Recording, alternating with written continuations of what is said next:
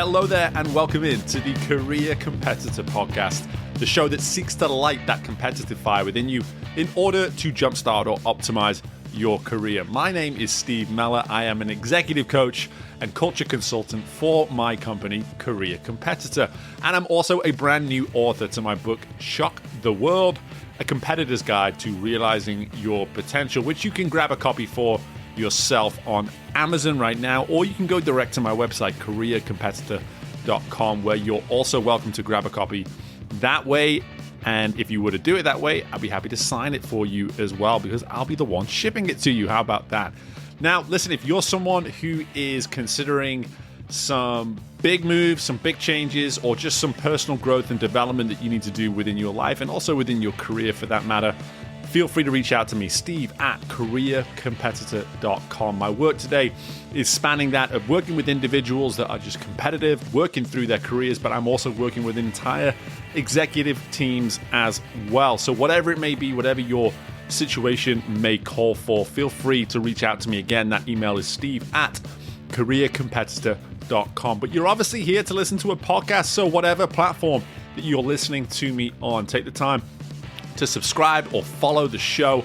Leave some sort of a rating if you're listening to us on Apple Podcasts. I would really appreciate it if you would just click that 5th star before you're done here. And don't be shy. Let people know how much you're enjoying the content. Feel free to share the show with your friends. And let's bring more people into this space so they can continue to work on themselves and also optimize their careers in the process. But for now, let's get to the show.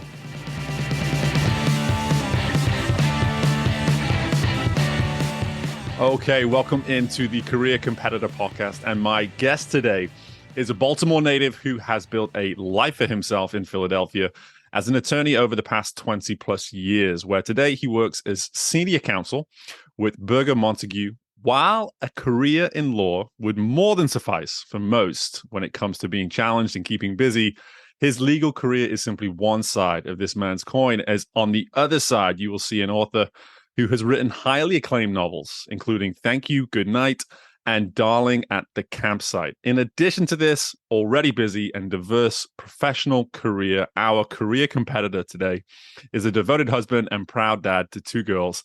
I'm delighted to be welcoming to the show a lawyer and novelist, Mr. Andy Abramowitz. Andy, how are we doing? Awesome. Steve, thank you so much for having me. It's a pleasure. It's a thrill. Ever since Mike Cohen introduced us, we've been chatting about you, and I know that he had the pleasure of appearing here. So it's a thrill. Thanks for having me. Absolutely, man. I'm so glad that Mike was able to connect us, and I said it on my episode with him, and I'll say it here again. It's funny how good people introduce other good people to one another. It's absolutely it's a wonderful part of world and life. And I'll be honest with you, when it comes to guests that I've had on the show, there's not too many that have had as diverse, say, polar opposites of 2 worlds, at least at the surface. And I think that's what I'm really curious about here today, man, is to see where we can connect, where we can find maybe a little bit of overlap in these 2 worlds. Because I think anybody listening to that introduction will be like, wait, an attorney and a novelist? How does this work? Dude, but Steve, man, like the old joke is that every lawyer has an unpublished novel in his drawer. So like, I'm just one of, like if I walk down the hall at my office, there's probably like a million me's all over the place. You just don't know it. Well, I love that. And I think, I have a few buddies of mine that have had a career in law as well. And so much of what they talk about when they're telling me insight, with obviously not, disclosing too much true intel while they tell me these stories, but they are stories. They are telling me stories. And so much of what you obviously do as a novelist is from start to finish is one enormous story. But so much I have to assume within your work today in the world of law, storytelling must be a pretty affluent part of it. Absolutely. And that's actually, I never really thought about that, to be honest with you. But when you're representing a client, obviously you're telling your client's story, and you're telling it. The skill, you're right, the skills overlap, right? Like when you're telling a story, when you're writing fiction, there are fewer rules than when you are writing a legal brief and trying to represent your client's interests. Sure. But you are still always trying to convince somebody that your story is believable, whether you're doing it through a novel or you're doing it in law. And you are, and you are using whatever creative tools you have to pass that message along and to convince somebody that what you're saying is real and is true. Um, that said, I think it's a lot more fun to inhabit the world of fiction than it is to inhabit the world of law. And I don't think I besmirch any of my colleagues in law when I say that. I think they would all agree with me. Yeah, no, 100%. And I'm really curious, just as someone who, my story, I grew up playing sport, coaching sport for a long time before starting my company today. And while I was doing that, there was always this creative part of me, creative part of my personality that just kind of rode under the surface, but it would come out from time to time. And I'm curious, just in your world of, going through the incredibly intense path that is getting your education and doing everything that you have to do to build a law practice in the first place, to then establishing yourself competitively within your career. How did you, well, firstly, when did you maybe notice that the creative element within you was just sort of like knocking away at the door to say, hey, can I come out? And then how did you start to satisfy it, I guess, as you started to build your career? Yeah, I like the way you put that, sort of knocking at the door. I think a lot of people who have a creative side would describe it that way, and it's just a question of whether you're gonna open the door and let it in or let yourself out. I discovered my creative side pretty early on, but it was always in the realm of music. I think I heard "In the Air Tonight" by Phil Collins, although it could have been "Come Sail Away" by Styx, and thought, this is what I'm destined to do. This is what the world has in mind for me. And there was just no two ways about it. Um, and I thought that for an embarrassingly long period of time, frankly, as I think everybody that I went to high school would tell you. Um, yeah, I was always at the high school party. I was always the drip with the mullet who'd sit at the piano and like play Against All Odds or something horrible like that. But I played it safe. I didn't drop out of college or anything. And deep down, I must have known I wasn't Phil Collins because I went to law school, got a job, and I'm glad I did because that's where I met my wife, and I sort of was able to stay on my path. But I think the really the after a while, it became clear I was not going to make a living in a band, nor should I have, because I didn't have the talent for it. But I guess the way I started writing is, I'd always went before we adopted my older daughter. I had this fear that I wasn't going to be able, like kids are so consuming in terms of time and energy and just everything. And I had this fear that I wasn't going to be able to do something that had always sort of defined me, which was, I always wrote songs and I always, played in bands. And worse, I was going to deprive the world of my talent. So, which was just a horror for everybody. So when we adopted our older daughter, I was all set to resent her because I knew I wouldn't have the time to do all the things that I love to do, but I didn't. And maybe this is, something that you found out when you became a father. I wanted to be home hanging out with my daughter. I wanted to be home hanging out with my wife, but there was still this creative streak. And I thought that's really when I first thought that maybe I'll take a shot at writing a novel. And it wasn't that I thought that I had talent or some important story that demanded to be told. It was more selfish. I thought I would enjoy it. And I'd been shown what the process of writing a novel looks like. Years earlier, as an undergrad, I took a writing fiction workshop with an amazing novelist. His name is David Small. He instantly became one of my favorite writers, and he still is. And I took this workshop back then, and I loved it, but I never really thought that I would write a novel. until I needed a creative outlet. I needed something. I knew that I wasn't going to go out and, play guitar at bars at midnight when I had a baby at home. Mm. So that's really kind of what set me on the path. The workshop. I knew that I would never write like my professor, like David Small writes, but Mm-hmm. his workshop sort of demystified that process of writing for me. So I at least had some idea what it would take to start a novel, to work through it, and to get to the end of it. Yeah, I love something I always noticed when I was coaching athletes was that there's a way that you can bring a talent of theirs to the surface if you stay true to how they learn. And I think there's something in your story that really, really resonates with me in terms of that mindset of here you are as someone that went through a rigorous process of education in terms of getting qualified as a lawyer and building your profession that way. But in so many ways, you respected a very similar process in order to almost convince yourself that going into a world such as writing was not only something you could do, but something you could be successful at. There was an educational component, whereas I think a lot of people may say, I'm going to do it. I'm going to start writing. And they would just grab the pen and pad and just start going or get on the computer and start doing it.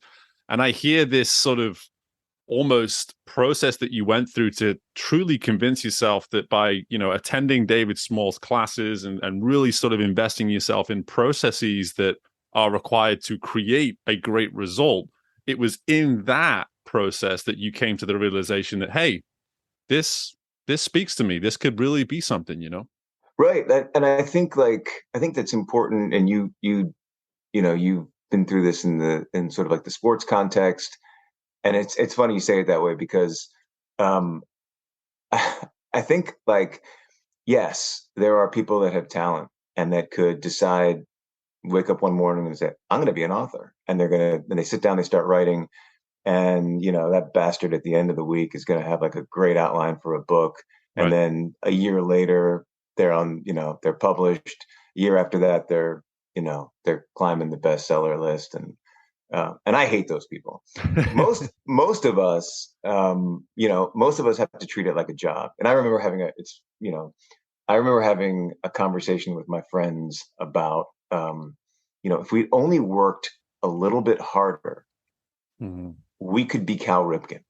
If we only worked a little bit harder, we could be, Eddie Murray. We could be a slugger. We could just at least make it to the majors. We could at least make it to just a little bit of work separates Mm-hmm. the professional athletes from us. And that's just absolutely not true, right? Like you have to have enormous wells of talent, but you also have to put in the work. Yeah. So yes, I had to when I made the decision to write a novel, I had to know that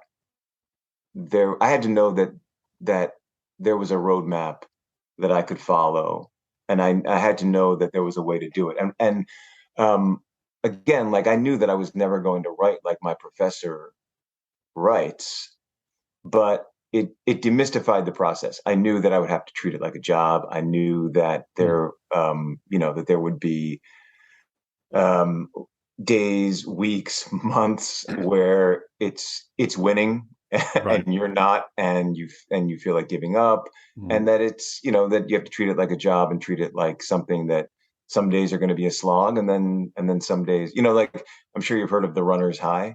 Oh yeah. There's a writer's high. There's Yeah. when you write something that feels just perfect, and it doesn't always last, but when you feel like you've written something that's really worth reading, Mm-hmm. it feels great, and that's enough to get you back the next day.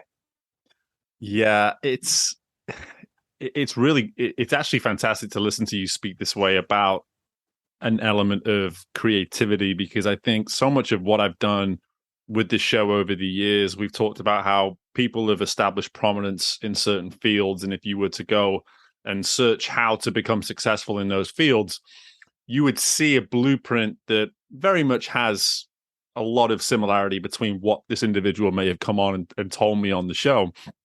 except they would have had their little nuances, their little experiences along the way that allowed them to get to where they got to. Whereas this creative space, the blueprint, it really has to be what it needs to be for you. You know, there's no point you Googling, how do I become a novelist? You know, because it's just not going to give you an answer that you can 100% be sure this is the there answer. are many ways to get there. It's idiosyncratic.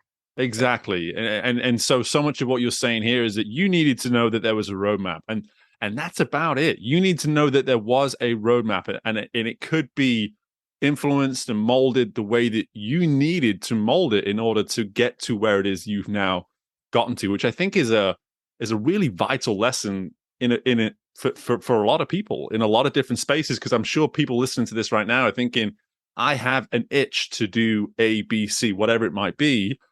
How do I get started? And here you are saying that you just needed to see a version of a roadmap that spoke to you, if that sounds right. Yeah, no, that's absolutely right. And when you start, and it's not like I had this idea for a novel and publishers swarmed me and said, that's a great idea. Here's a wheelbarrow of money for you to go and write this novel. You write I think everybody writes their first novel, maybe their first 5 novels, not knowing whether they're ever going to be published. And maybe if you're on 5, maybe you know that they're not going to be published. But my first book, when I was writing Thank You, Good Night, I had no idea. I had every expectation that no one would ever read it. But I did it to prove to myself that I could finish it. And that was sort of like when you finish writing one book, and you finish, then you know what it takes to finish a novel. And that's not a given. Like, when you write a book, there's a sense of accomplishment just for putting aside whether it's any good, whether anybody would want to read it. There's a sense of accomplishment for starting a book, working through it, and getting to the end. There's an exhilaration in being on page 4 of a book, page 10. There's an exhilaration when you're near the end, page like 300. But waking up and knowing you're on page like 102, when you've come all this way, now here you are, like you're in like the middle of the ocean on a raft, and you don't see land in any direction. That's tough. So that's when you need something other than inspiration to fall back on. You need something, and it's not necessarily skill. It's knowing that I'm going to plow forward and I'm going to get to land. And that's what writing that first book taught me, that that you can, if you put in the work, you'll get there.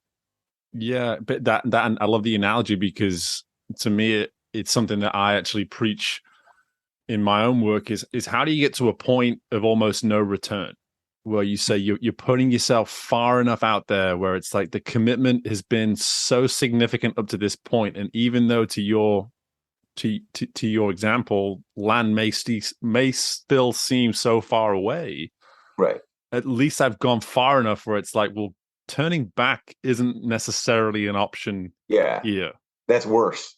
That's worse because then you have all that self-loathing from having quit. Exactly. But I think that's so important. I think that's so important to hear this, because again, I think this also speaks to something as truly brutal as getting qualified, certified, and established as a lawyer, because it is a similar profession. I've heard, for every 1 or 2 friends that I have that are currently practicing law, I've heard 2 or 3 examples of people that have gone so far in that profession and decided not to see it through. And they, maybe it was because it just didn't speak to them in the end, but also maybe because the sheer rigor of getting established and getting yourself into that career alone is pretty damn difficult. It challenges you throughout the process, right? Yeah, it does. And yet there are so many lawyers. We've got too many of them in this country. Yeah, no, I mean, it's a good point, right? Like, there's law school is boring. It's tedious. It's hard. Not for everybody, but certainly for me, and for a lot of people. And especially if you go to law school right after or soon after you've gone to college, and college is primarily about having fun, and law school is primarily about the complete erasing of fun from your life. So it's kind of a stark contrast, and you don't always feel, and you don't always feel motivated to finish it. But yes, you're right. Like it entails a lot of work, and it's not something that you do half-heartedly. You go through it. So you do realize at the end of law school, and then you take the bar exam, you do realize that you do have some drive, and you might call it a competitive force. Maybe it's just staying the course, but there is something that kind of motivates you to finish it, motivates you to slog through, and then you realize that about yourself. You realize that I finished law school, I become a lawyer, and even if that's nothing really special, because there are like 5 million lawyers that I can see from if I just step outside my door, Right. at least that you can that you can accomplish something, and then you get high on that and start writing books, and so it just kind of leaps off from there. Or people that I know that are like, look, I can I can pass the bar. Obviously, I can run a marathon.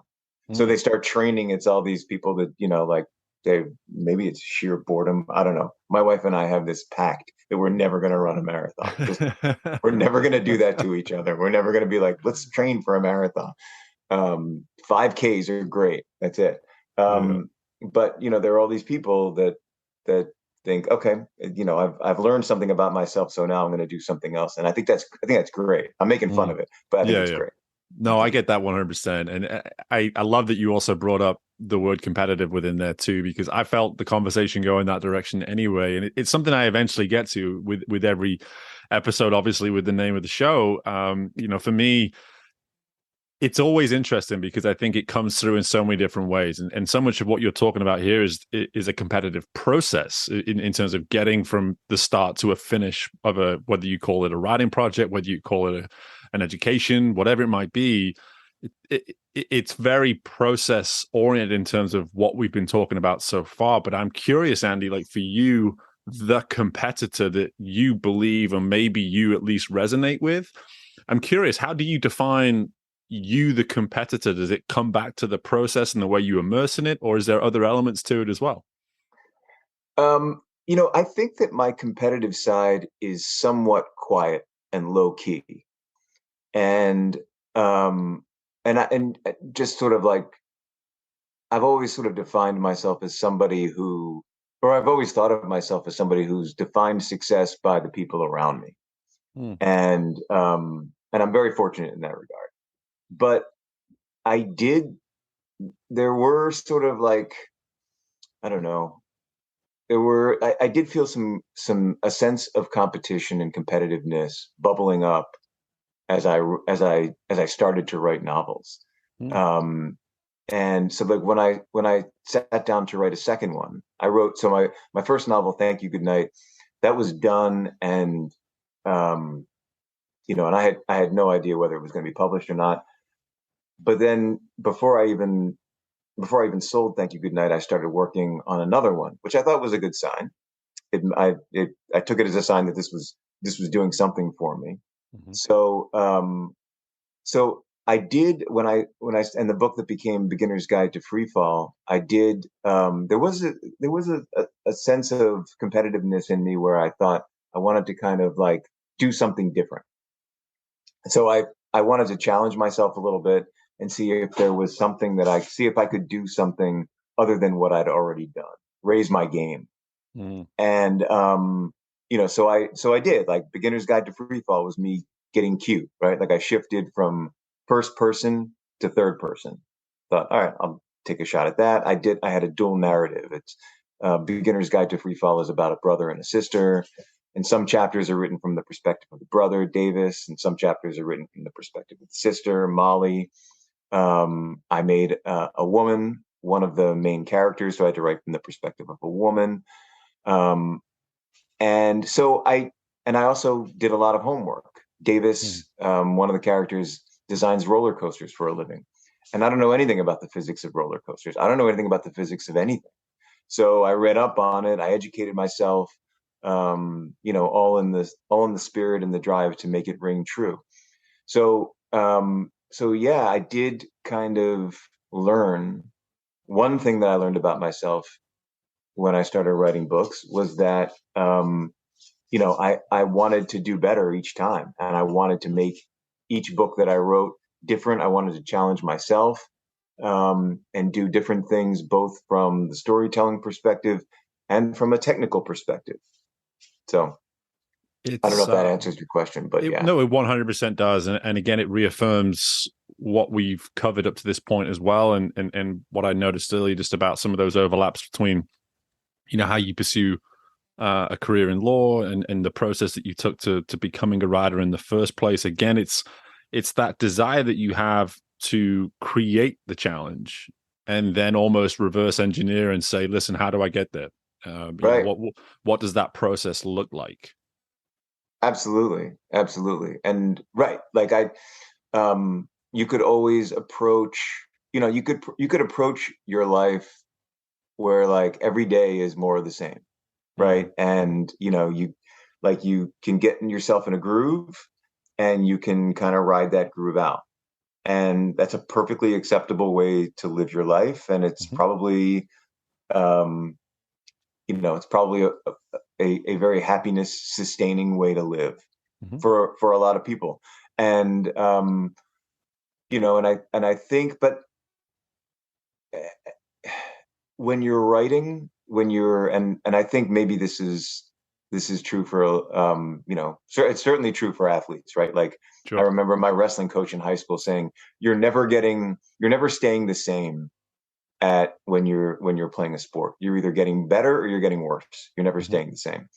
And I kind of, that was sort of in the back of my mind when I was writing. I sort of thought that if I there is no like riding this out. I'm either going to, if I keep doing the same thing, then I'm getting worse, because it's going to show a lack of imagination. It's going to show a lack of development. So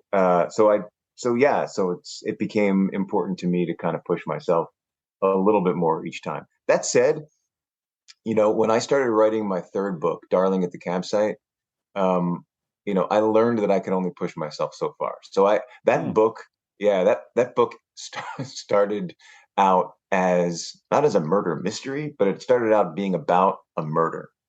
And anybody who's read it knows that it ended up not being the furthest thing from that. Right. And it ended, it started when I first started writing it, I thought, I'm going to challenge myself, and I'm going to write this book that it's going to be a little bit darker.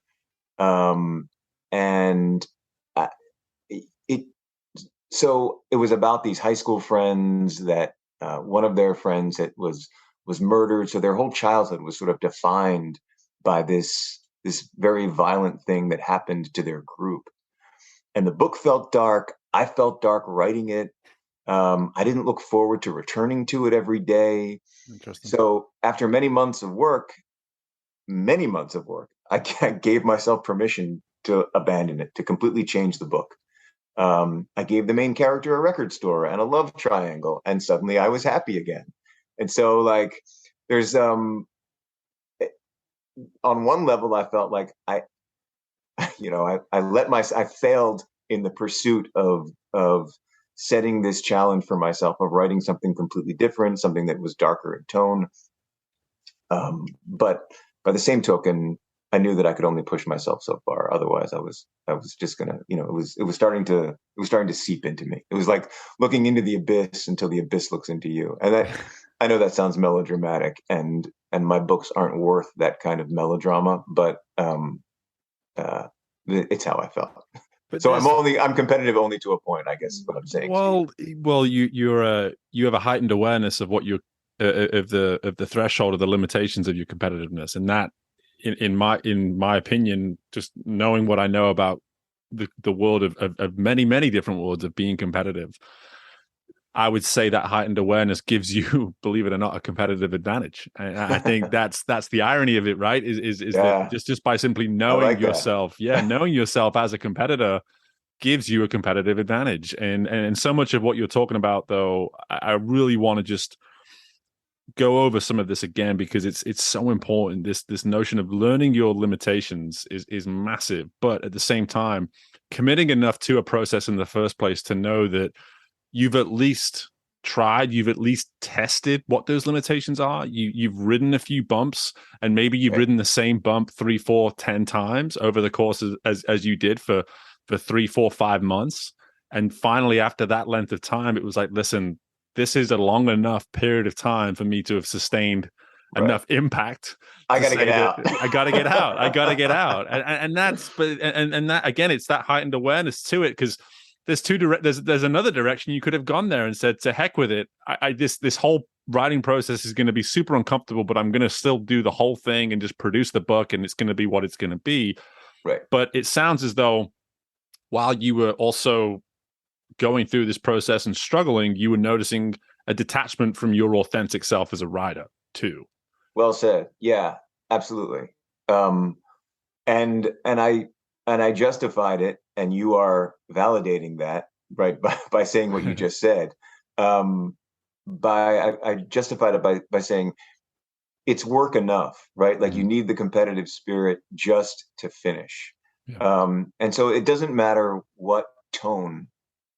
It doesn't matter the tone of the book that you're writing.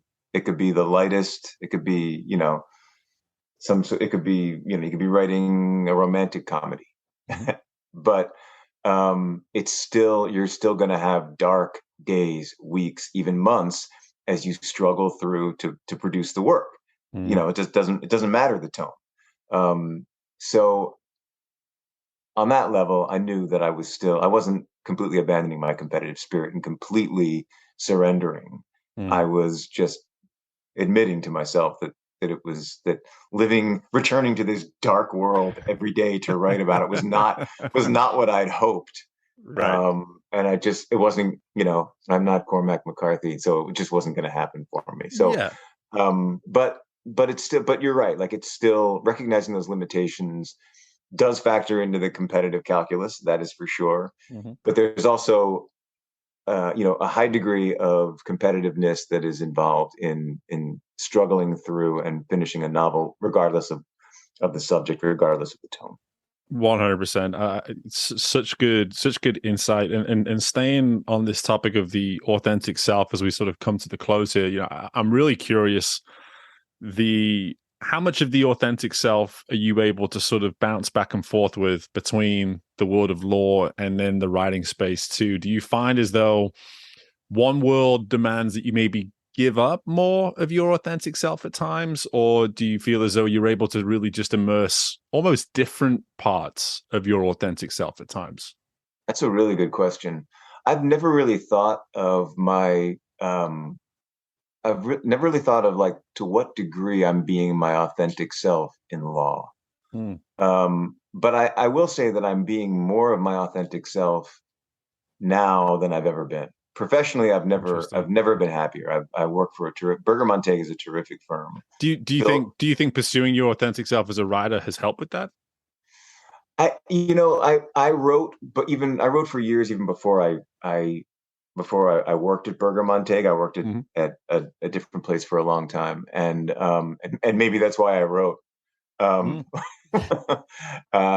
now, it's I do feel more me in my professional life, and it might be because I just have I respect and enjoy the people that I work with so much now, more so than I ever have. And I think that's it's just easier. It's easier to work hard when you're working with people who are, number one, also working hard, but also that you respect and admire and seem to that sort of impress you in the way that they approach the law and approach what they do. And it's strange to say this because, I started working at this firm like 6 weeks before COVID hit. So I didn't see any of them for 2 years. and now, the office is like most places, it's hybrid. So I don't see everybody every day. There are people that I haven't seen since the beginning of COVID for whatever reason. And, but for some reason, but I still, like we're still connected on Zoom, still connected. I still talk to them all the time. And still, like, I feel very connected to this firm as a place that I know that I've never had it better professionally, and that on some level that is sort of I don't know, self-affirming might be the expression. It's just, it makes you feel better about what you're doing when you respect and appreciate everybody that you work with. Yeah, yeah. What a wonderful sentiment to bring this to a close, because I think authenticity in the workplace has become a massively highly discussed topic in this day and age. And here we are talking about, yeah, totally. Our common friend Mike Cohen at the front end of this, and so much of the work he does is obviously about that HR engagement and awareness and heightened awareness. Yeah. Let's say to the being able to bring your best self to the workplace each and every day, and that's where we're coming to here in closing. And I think there's so many incredible lessons here for so many people in terms of whether or not they're pursuing a career that they've been in for 20 plus years, as you have been in the world of law, or whether or not there's this itch that's been there for a little while, and they're right. Considering maybe now is the time to go ahead and start scratching that thing and see what's under the surface. And I think in your story, there's some really awesome insight just in terms of both of those particular phases and situations within a person's career. But before I let you go, Andy, please let people know, firstly, where we can learn more about you, but at the second time, about your books as well. So I'm working on another book, Slow and Sure. I was going to ask you that.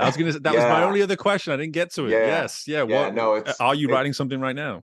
Yeah, it's slow and sure, but it's slow getting there. But yeah,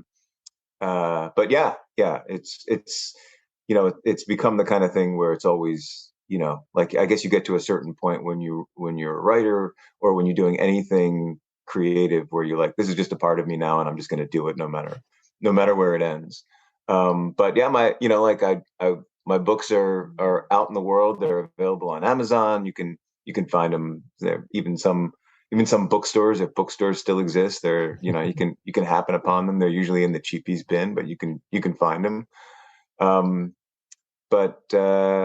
and the only other thing I would say is that when especially when you're trying to balance two different worlds, and for me it's not really a balance. I'm a lawyer.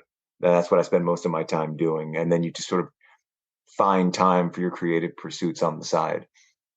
But again, like, I was super lucky to grab on to somebody. I had a resource, this professor, this author, David Small, who has just been so generous with advice.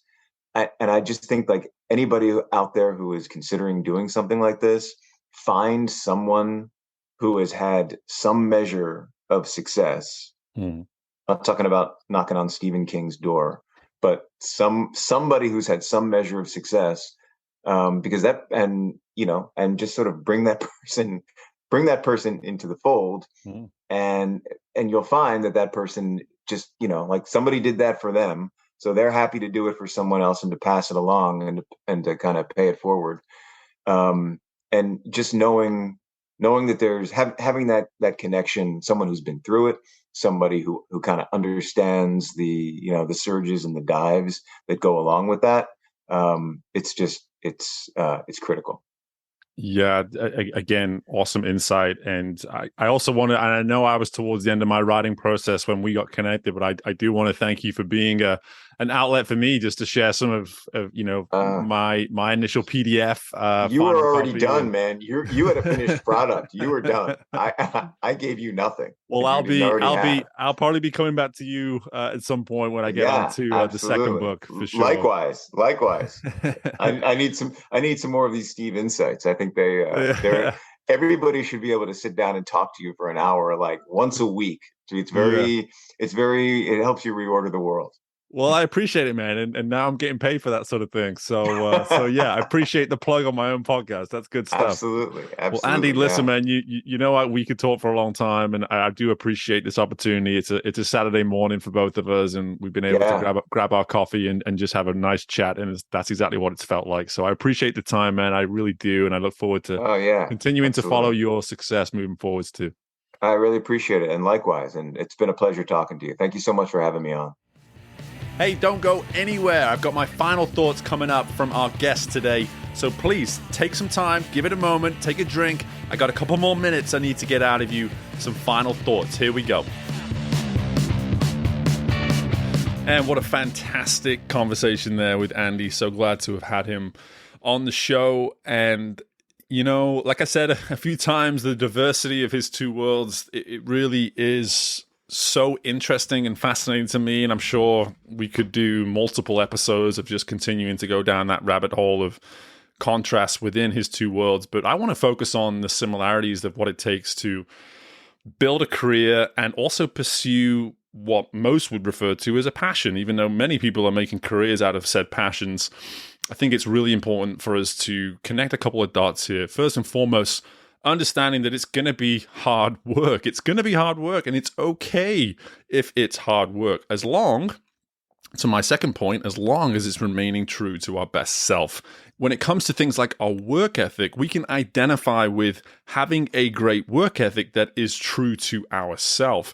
If we are having to constantly push away who we are at our best, or who our most authentic version of ourselves is in order to work hard, then at some point, that hard work sadly just isn't worth it. And as you heard there from Andy, his ability to be able to detect if and when he's working hard, how is he doing it to serve who he is at his best in the process as well. So again, as I alluded to towards the end of the conversation, whether you are someone who's been in their career for multiple decades, or you are someone who's just new to something or considering starting something new, there's some awesome insight here that can really open your perspective to pursuing and finding success on your terms, not having to do it a way that a book tells you to do or that a Google search tells you to do, but committing to hard work, committing to a process that is in some way reflective of who you are at your core